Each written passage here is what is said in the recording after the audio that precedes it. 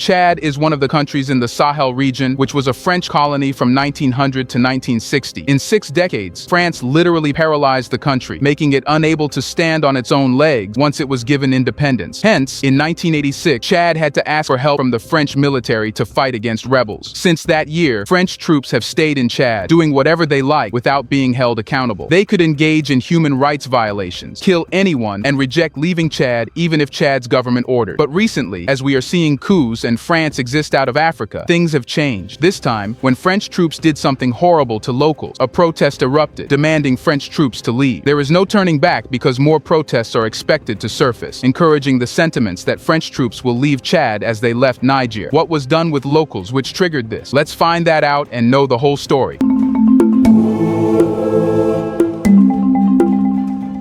In a recent incident at a French military base in northern Chad, a tragic confrontation unfolded, resulting in the fatal shooting of a Chadian soldier by a French army nurse. The incident happened at Faya-Largeau, where French troops are stationed as part of France's strategy to combat jihadists in the Sahel region of West Africa. According to General Ali Maïdé Kabir, the governor of the Bordeaux region, a Chadian soldier in an abnormal state sought medical assistance at the French army base. The rest is the fabricated news where it was said that during the encounter, the soldier retrieved a scalpel and inflicted wounds upon a French military nurse. In self-defense, the nurse resorted to using his firearm, resulting in the tragic death of the Chadian soldier. That's when their lie is exposed. When on earth does a nurse carry a firearm? Is there any hospital where a nurse, whose job is to take care of the patients, carries a gun? Everybody can think it logically and comprehend that this was yet another murder of an innocent person. News of the soldier's demise led to day-long demonstrations by the people of Faya, who gathered outside the base entrance in an attempt to gain access but were unsuccessful. The crowd eventually dispersed after nightfall. But that's not the end of the story. It's the start. This incident occurs in the context of France facing discontent from its former African colonies. Recent coups in Mali and Burkina Faso prompted France to withdraw its forces from those nations. Additionally, pressure has mounted for France to exit Niger following the ousting of Niger's pro-French elected president, Mohamed Bazoum, in July. A senior officer from the French forces in Chad's capital, N'Djamena, provided further details on the incident, stating that it took place during medical consultations open to the public. The Chadian soldier under treatment attacked the French nurse with a scalpel, forcing the nurse to employ his weapon in self-defense. But why would a Chadian soldier do such a thing? It raises questions. You should know that the French military has maintained a presence in Faya-Largeau for 4 decades, currently consisting of 40 soldiers. Following the incident, both the French and Chadian military have initiated a joint inquiry into the matter. However, the locals were displeased. Hence, protests occurred outside the military base, where 2 individuals attempted to infiltrate the French military base. These protests, which erupted the day before, led to a confrontation between the French army and hundreds of youths attempting to breach the base. Unfortunately, the clashes resulted in at least 2 deaths, with 15 people sustaining injuries, including women and children. Evariste Ngarlam Tolda, a Chadian political scientist, noted that members of the Chadian parliament had called for the withdrawal of French military forces from the country following the tragic incident involving Mahamat Dakou Hamid,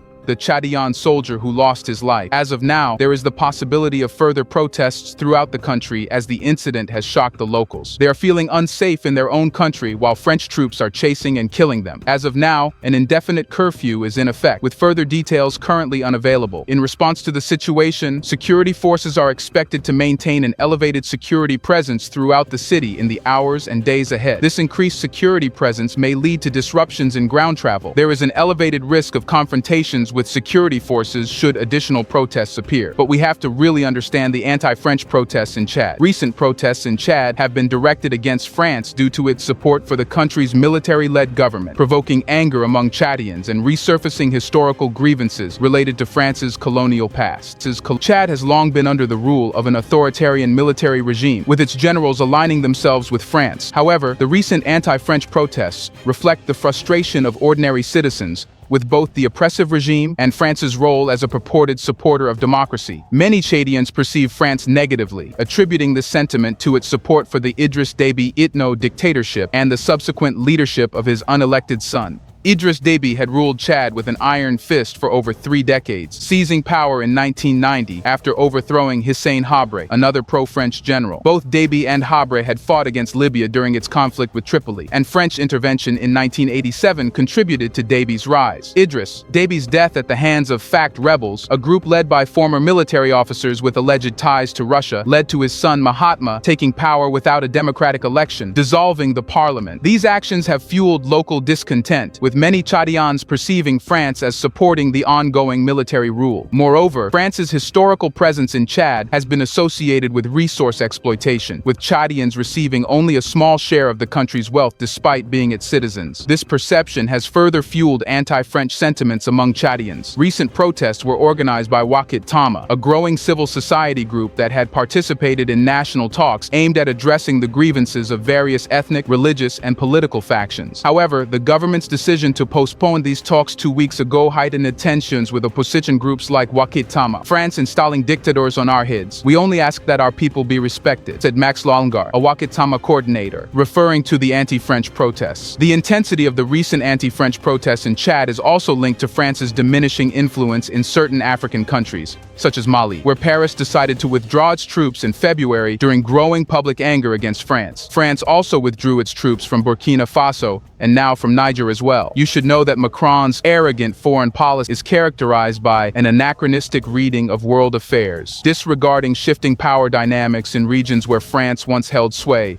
such as West Africa. Experts say that in contrast to China, France is not treating Africans as economic partners. This sentiment contributes to France's growing rejection in African nations. France now has to give up viewing Africa as a private backyard to plunder resources while bombing civilians in the name of fighting terrorism or stability and supporting autocrats. France must know that the impunity and brutality of French soldiers are no longer acceptable to many Africans. French elites have failed to understand this. France is conducting 21st century foreign policy with a 19th century mentality, which is failing and resulting in French troops being kicked out of African countries. Every country in Africa, which is cutting its ties with France, actually has a dark history interwoven with France. Chad's case is no different. Chad was a part of the French colonial empire from 1900 to 1960. French colonial rule in Chad began in 1900 with the establishment of the military territory of Chad. By 1905, Chad became linked to the Federation of French Colonial Possessions in Middle Africa, which later became known as French Equatorial Africa in 1910.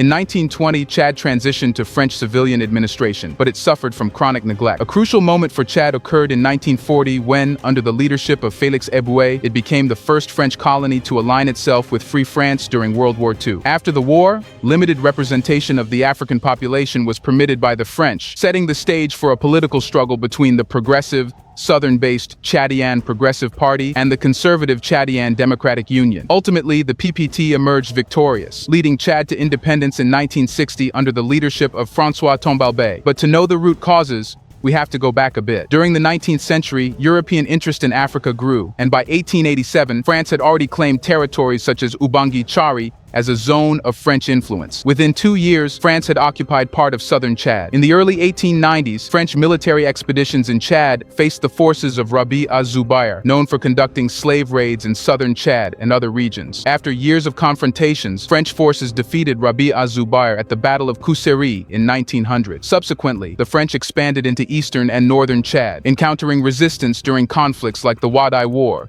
and in regions like Tibesti and Borkou. Chad's colonial experience with the French was characterized by 2 key themes: the absence of policies aimed at unifying the territory and a slow pace of modernization. Chad held a low priority in the French colonial hierarchy, ranking below non-African territories, North Africa, West Africa, and other French colonies in Central Africa. Here's a reminder to please like and share the video and subscribe to our channel to watch more videos on Black culture, history, civilization, and identity. Let's continue now. The French primarily viewed Chad as a source of raw cotton and unskilled labor for more productive colonies to the south. As a result, there were minimal efforts to establish governance and maintain law and order in Chad. Large areas of Chad remained effectively ungoverned throughout the colonial period. In 1905, Chad was linked with 3 other French French colonies to the south and Gabon. However, Chad did not attain separate colony status or a unified administrative policy until 1920. These four colonies were collectively governed as French Equatorial Africa, with a governor-general stationed in Brazzaville overseeing the federation. Lieutenant governors, appointed by the French government, were responsible for implementing the governor-general's directives in each colony. While there were efforts to decentralize administration between 1910 and 1946, Chad's lieutenant governor had greater autonomy due to its distance from Brazzaville and France's heightened interest in the other colonies. Chad had 3 battalions totaling around 3,000 soldiers deployed in the country. Chad's northern and central regions were administered even more sparsely than the south. In the desert region of Borkou Enedi Tibesti, French military administrators reached an informal agreement with the desert inhabitants. In central Chad, French rule had limited impact, with Ouaddaï and Biltine prefectures continuing to resist French authority. The colonial administration struggled to exert control over arid Kanem prefecture and sparsely populated Guéra and Salamat prefectures. The French government opted for periodic coercion and indirect rule through sultanates, allowing local rulers to maintain some autonomy. Southern Chad was the exception,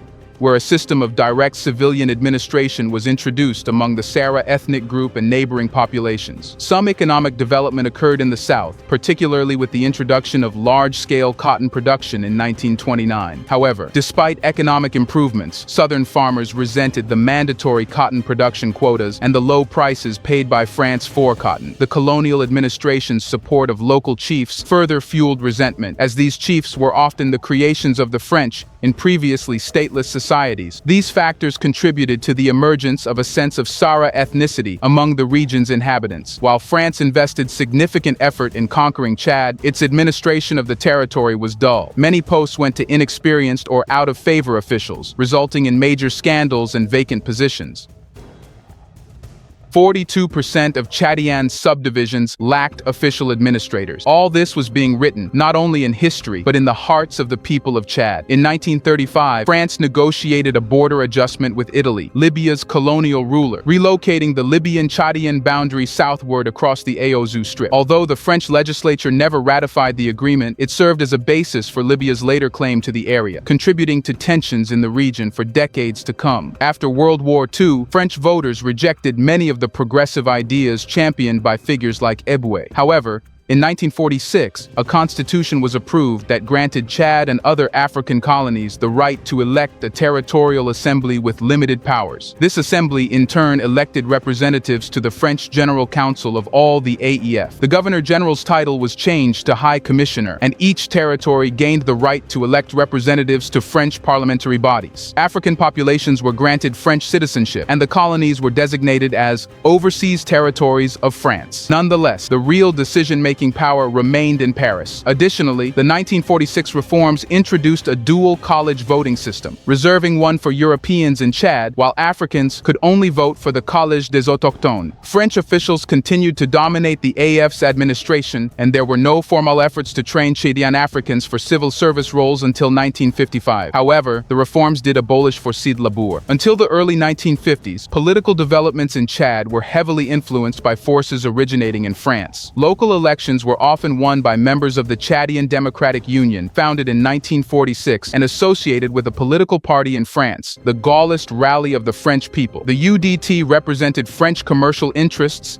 and a bloc of traditional leaders, mainly from the Muslim and Ouaddaïan nobility. The European community in Chad began using the civil service for partisan political purposes, leading to the dismissal or transfer of African civil servants associated with organizations opposing the UDT. François Tombalbaye, who would later become president, lost his teaching job and ended up making bricks by hand due to his union activities and his role in the opposition Chadian Progressive Party. By 1953, politics in Chad started shifting away from European dominance, and the PPT emerged as the major rival to the UDT. Gabriel Lizette, a black colonial administrator born in Panama and posted to Chad in 1946, led the PPT. Lizette was later chosen as Secretary General of the African Democratic Rally, a Marxist-oriented party considered quite radical at the time. The PPT originated as a territorial branch of the RDA and became the political vehicle of Chad's non-Muslim intellectuals. Traditional rulers aligned themselves with the UDT, which changed its name in the late 1950s,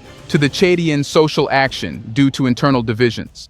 Then in 1960, Chad finally gained independence. It did not have fine institutions to run the country. Again, France came as the so-called guardian of Chad, getting another chance to plunder. France played a significant role as Chad's primary foreign supporter and benefactor during the initial 3 decades following Chad's independence in 1960. By the end of the 1980s, their economic ties remained robust, with France extending development assistance through loans and grants. Although it was no longer the top buyer of Chad's agricultural exports, France continued to provide substantial military backing. Chad remained a member of the African financial community, which pegged its currency, the CFA franc, to the French franc. A substantial portion of Chad's industrial and financial institutions was owned by French private and government investors. Moreover, the French treasury supported the Bank of Central African States, which served as the central bank for Chad and 6 other member countries. French official policies toward Chad evolved from the 1970s era, led by Giscard d'Estaing, to the 1980s era under Mitterrand. The earlier goals focused on preserving French influence in Africa, exploiting Chad's natural resources, and reinforcing Francophone Africa's role in countering Soviet influence. These objectives gave way to ostensibly anti-colonialist stances. In 1981,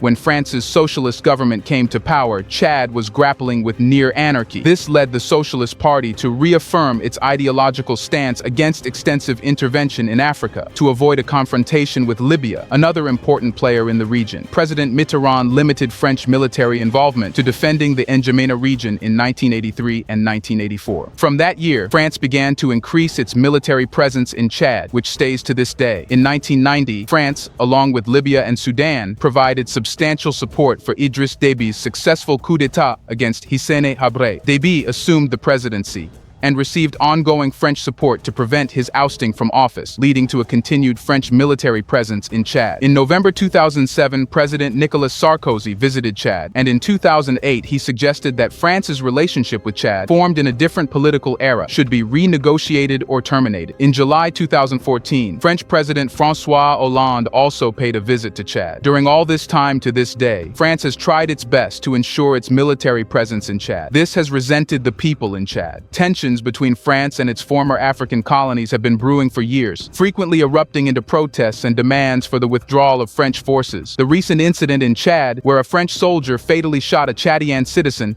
has added fuel to this ongoing issue, further complicating the relationship between the French military and the Chadian people. Back in 2022, a similar incident happened, and the parliamentarians had called for a review of military agreements with France, indicating that the matter was gaining political traction, but nothing worked. France was hard on its stance to have its troops stationed in Chad.